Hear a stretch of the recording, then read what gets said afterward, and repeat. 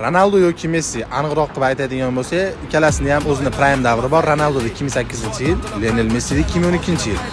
Sizlar bilan hozir ikkalasini prime davrini solishtirib, qaysi biri kuchliroqligini aniqlashtiramiz.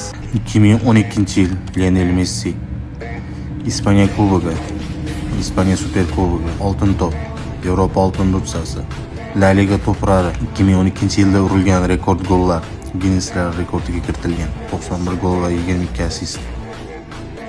Ronaldo 2008-yil Oltin to'p sohibi, Premier Liganing eng yaxshi o'yinchisi, Premier Liga to'plari, Angliya Premier Ligasi g'olibi, Angliya Super Kubogi g'olibi, Premier Liga to'plari, yilning eng yaxshi o'yinchisi, yilning eng yaxshi to'plari, yilning eng chiroyli goli muallifi, ya'ni Puskas Avard, Chempionlar Ligasi g'olibi, UEFA Chempionlar Ligasi to'plari.